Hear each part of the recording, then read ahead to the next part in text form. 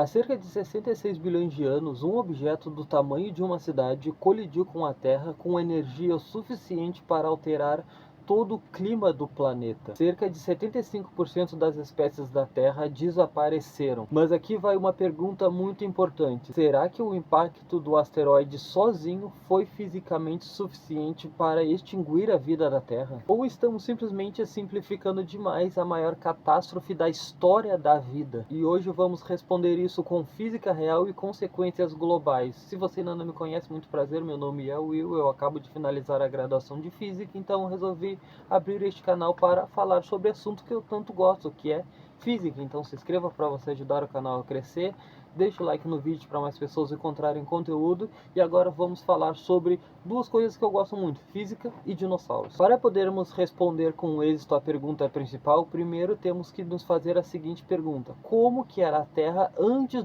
do impacto do asteroide? Antes do impacto do asteroide, o clima na Terra era muito mais quente. Os níveis de CO2 eram muito mais elevados, então a atmosfera era completamente diferente da atmosfera que nós temos agora. A distância entre Terra, Sol e Lua eram também completamente diferente das distâncias que nós estamos agora. E nós sabemos que se o Sol tivesse um pouquinho mais perto, seria o suficiente para que toda a vida na Terra fosse queimada. Ou seja, se o Sol tivesse um pouquinho mais perto, nós não existiríamos. E se o Sol tivesse um pouquinho mais longe, nós não existiríamos também, por causa que toda a Terra congelaria. Então o Sol está precisamente onde ele tem que estar para tornar possível com que nós existimos. Mas naquela época, antes do impacto do meteoro, essas distâncias eram totalmente diferentes. Isso era uma das coisas que ocasionava na temperatura da Terra ser muito mais elevada. E a Terra tinha muitos oceanos rasos que basicamente dominavam o planeta. E os continentes eram em posições completamente diferentes. Ou seja, era uma Terra totalmente diferente em todos os quesitos, com exceção de ser um globo, mas era uma Terra totalmente diferente da Terra que nós conhecemos atualmente. Os dinossauros já dominavam o planeta há mais de 160 milhões de anos. Eles sobreviveram a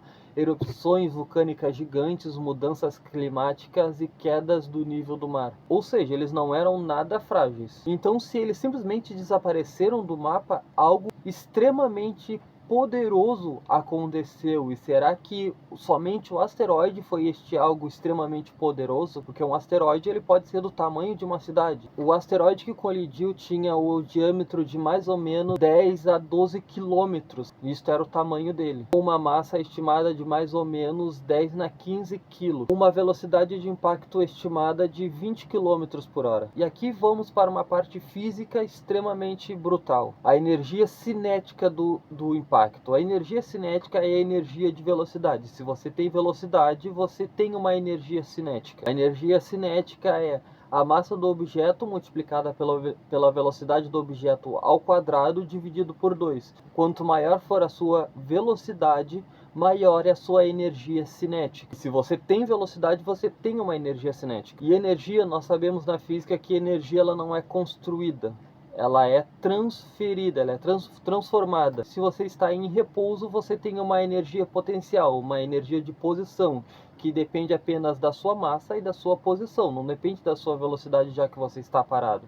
Quando você começa a se movimentar e ganha uma velocidade, essa energia de posição se converte em energia cinética. Então, quando você está no supermercado e você vê um carrinho que está parado, esse carrinho tem energia de posição, energia potencial. Mas quando você começa a levar este carrinho, dando uma velocidade para ele, você transforma aquela energia potencial em energia cinética. E agora que nós sabemos que energia ela tem que ser transformada em alguma coisa, justamente para ter um equilíbrio de energia, a energia desse impacto ela tem que ir para algum lugar. Então imagine a colisão, a energia de um objeto com uma massa extremamente alta e com a velocidade dele. Quanto maior a massa, quanto maior a velocidade, maior é esta energia cinética. Então maior vai ser o impacto deste objeto. E quanto maior vai ser o impacto desse objeto, maior a energia cinética, mais impacto, mais energia cinética a Terra vai absorver. E a queda deste asteroide, com os dados estimados que nós temos, dá uma energia cinética de mais ou menos 10 elevado na 23 joules. Para comparação, a bomba de Hiroshima tem cerca de 10 na 13 joules. Então um asteroide ele tem mais ou menos a energia energia de 10 bilhões de bombas nucleares, e isto sendo liberado em questão de segundos, e a Terra ela tem que absorver esta energia, tem que absorver este impacto, justamente para manter o equilíbrio de energia, porque quando o asteroide colidir com a Terra, ele vai perder essa velocidade, então essa energia cinética vai ser transformada em energia potencial. Então essa energia cinética, ela vai para algum lugar, ou seja, para o impacto que a Terra vai absorver. O local do impacto foi na península de Yakutan, cratera de Chicxulub,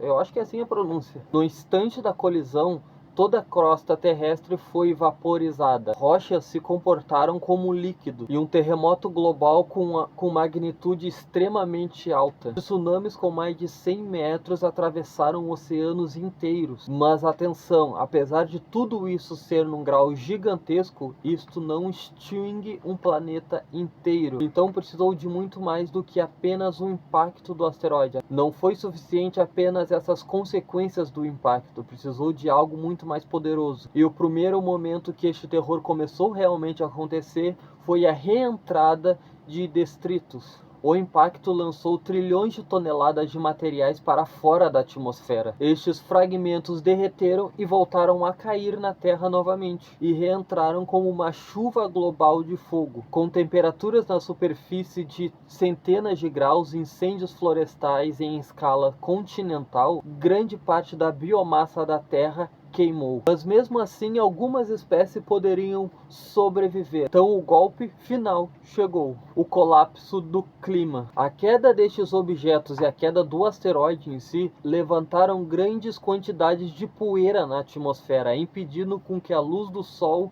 entrasse em contato com a Terra. O resultado disso foi que a Terra se tornou uma escuridão praticamente total. Então, por conta dos raios ultravioleta estarem bloqueados, a temperatura da Terra diminuiu drasticamente e a fotossíntese da Terra foi interrompida, já que não entrava luz solar para que as plantas da Terra pudessem fazer fotossíntese e espalhar oxigênio pelo planeta. Por conta da queda brusca da temperatura, oceanos acabaram esfriando rapidamente, cadeias alimentares acabaram colapsando, plantas acabaram morrendo. Por conta das plantas morrerem, acabaram morrendo os dinossauros que são herbívoros, já que eles não tinham mais plantas para comer, e por não ter mais dinossauro herbívoro, os carnívoros também começaram a morrer. E isso foi um processo que levou muitos anos, então ainda não acaba aqui. Aconteceram muito mais coisas com a Terra durante esse processo. O impacto acabou vaporizando enxofre, carbonatos, rochas ricas em minerais tóxicos. Então, por conta disso, na Terra acabaram ocorrendo chuvas de ácido globais, os oceanos se tornaram mais ácidos, então organismos marinhos com rochas acabaram não